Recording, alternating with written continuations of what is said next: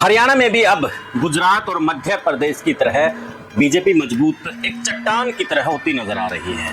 जिस तरीके से गुजरात और मध्य प्रदेश में बीजेपी ने अपना फार्मूला अपनाया था, वही फार्मूला अब हरियाणा में भी अपना रही है। अब बेशक से राहुल गांधी कहते नजर आए कि हम वोट चोरी को लेकर के हरियाणा में खुलासा करेंगे, लेकिन राहुल गांधी की जो टीम है, उस टीम की रणनीति की वजह से हरियाणा में कांग्रेस शून्य होती नजर आ रही है। मैं शून्य इसलिए कह रहा हूं क्योंकि जो वर्ग कांग्रेस के साथ था कुछ तो वो 2014 से में खिसक लिया और कुछ अब 2024 में खिसक लिया, और जो बचा खुचा था वो 25 में खिसकता नजर आ रहा है। तो अब जिस तरीके से विपक्ष का नेता भूपेंद्र सिंह हुड्डा को तो बना दिया और प्रदेशाध्यक्ष भी नया नवेला उतार दिया, अब कांग्रेस के लिए और भी मुसीबतें खड़ी होती नजर आ रही हैं। तो क्या कुछ मुसीबतें हैं और जिन मुसीबतों से अब कांग्रेस निकल नहीं पाएगी, वो भी आज इस विश्लेषण में होने वाला है। और साथ में अभय सिंह चौटाला अब कांग्रेस से मजबूत होते नजर आ रहे हैं। तो किस तरीके से अभय सिंह चौटाला मजबूत होते नजर आ रहे हैं और किस तरीके से यहाँ कांग्रेस से भी ज्यादा बीएसपी यहाँ पर मजबूत होती नजर आ रही है, आप भी कमेंट करके इस चर्चा में भाग ले सकते हैं कि आपको क्या लगता है कि अभय सिंह चौटाला मजबूत होंगे, बीएसपी मजबूत होगी, कांग्रेस मजबूत होगी, या बीजेपी जिस तरीके से मजबूत है वो मजबूत उसी तरीके से रहेगी? कौन रहेगा मजबूत? कमेंट में चर्चा का विषय में कमेंट करके जरूर बताना। साथियों, चैनल को फॉलो शेयर सब्सक्राइब कर लेना।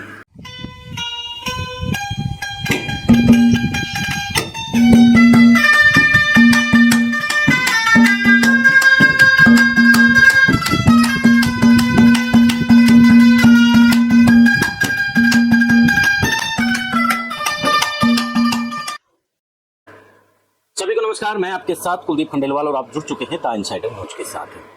हरियाणा में एक नई राजनीति ने जन्म ले लिया है और वो राजनीति अब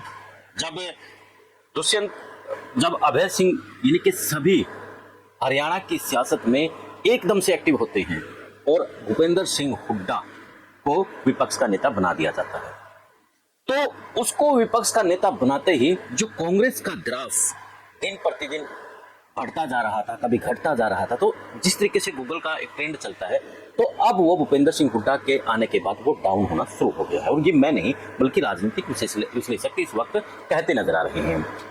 2014 में चलते हैं हम। 2014 में जब बीजेपी ने यहाँ पर अपने पांव जमाने शुरू किए थे, तब ओबीसी वर्ग के साथ ब्राह्मण, बनिया, तमाम ऐसे वर्ग जो कांग्रेस के साथ थे वहां से खिसकने शुरू होते हैं और बीजेपी में आकर के शिफ्ट हो जाते हैं। और एक बड़ा वर्ग पंजाबी वर्ग, वो भी आकर के बीजेपी में शिफ्ट हो जाता है। और वो और ज्यादा मजबूत तब होता है जब मनोहर लाल खट्टर को सीएम बना दिया जाता है। 2014 के बाद 2019 का चुनाव आता है और 2019 के चुनाव के वक्त बीजेपी कहती है कि हम 75 पार लेकर के आएंगे। दोस्तों, 75 पार तो वो नहीं लेकर के आती, लेकिन 40 के ऊपर वो अटक जाती है और जेजेपी के साथ में गठबंधन बना लेती है। और जेजेपी से गठबंधन बनाने का जो पीछे एक राजनीतिक सूझबूझ और मैनेजमेंट थी, वो समझने वाली है। जिस तरीके से उस वक्त दो वर्ग, खासतौर पर जाट और रविदास समाज, दोनों एक मजबूती से खड़े नजर आ रहे थे, उसी मजबूती ने बीजेपी का 75 पार का जो नारा था उसको ध्वस्त कर दिया। और उसके ध्वस्त होते ही बीजेपी 40 के ऊपर आकर के खड़ी हो गई। निर्दलीयों से संपर्क साधा जाता है, जेजेपी से संपर्क साधा जाता है और दो विसाखियों के सहारे सरकार बना ली जाती है। तभी से फार्मूला अपनाने, यानी कि बीजेपी जो मैनेजमेंट है, चुनाव होते ही आगे किस तरीके से चुनाव लड़ा जा सकता है उसके ऊपर काम करना शुरू कर देते हैं। अब साथियों, बहुत से कहेंगे कि अभी तो 1 साल भी नहीं हुआ है सरकार को बने, अभी क्या जरूरत है, लेकिन बीजेपी एडवांस चलती है। तो अब जो फार्मूला अपनाया है वो फार्मूला 2029 के चुनाव के लिए एक मजबूत स्तंभ के तौर पर खड़ा कर दिया है।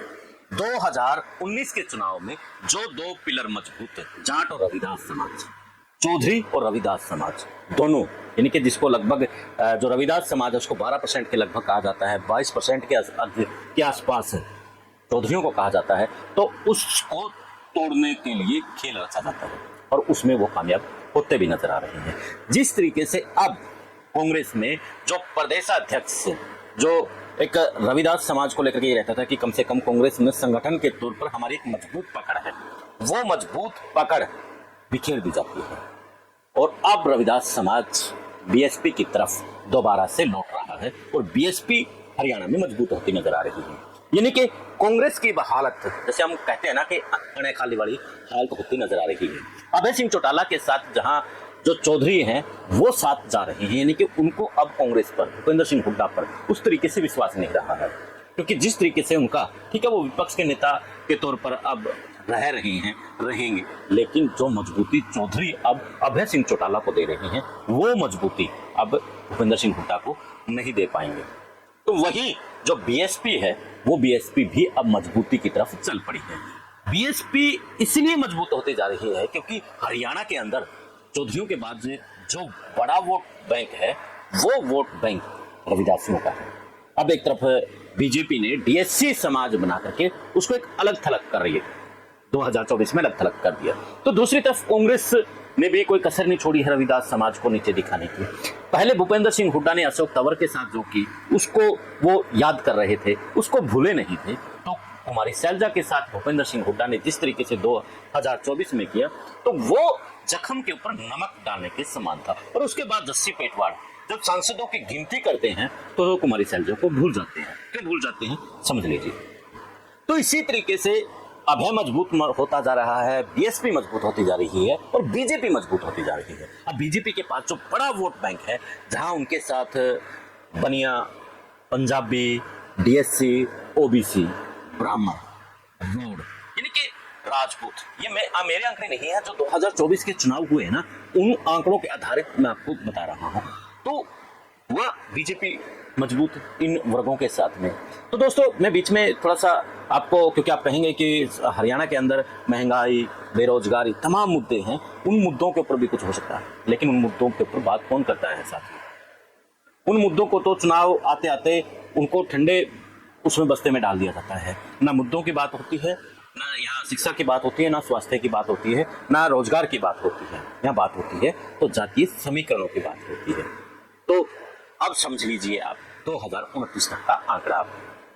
अब 2029 के जाते जाते कांग्रेस में जहां भूपेंद्र सिंह हुड्डा अपना विपक्ष के नेता के तौर पर बैठे रहेंगे, तो उसके साथ जो वर्ग, कांग्रेस के साथ जो वर्ग था वो उसे छिटक रहा है, जो अभय सिंह चौटाला की तरफ जा रहा है। जो रविदास समाज था वो समाज फिर से बीएसपी की तरफ लौट रहा है। यानी कि कांसीराम, मान्यवर जो कांसीराम थे, उनकी राजनीति के ऊपर अब बीएसपी पर काम होने वाला है और जबरदस्त काम होने वाला है। और उसमें जो नेता अब आएंगे और पार्टी को उठाएंगे, देखना कि फिर से बीएसपी मजबूत होगी, अभय सिंह चौटाला मजबूत होंगे और बीजेपी मजबूत होगी और कांग्रेस फिर से नीचे आती हुई नजर आएगी।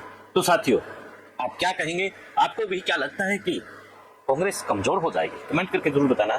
जुड़े रहें इनसाइडर न्यूज के साथ। मिलते हैं फिर एक नए मुद्दे, एक नए फैसले के साथ। जय हिंद, जय भारत, जय हरियाणा।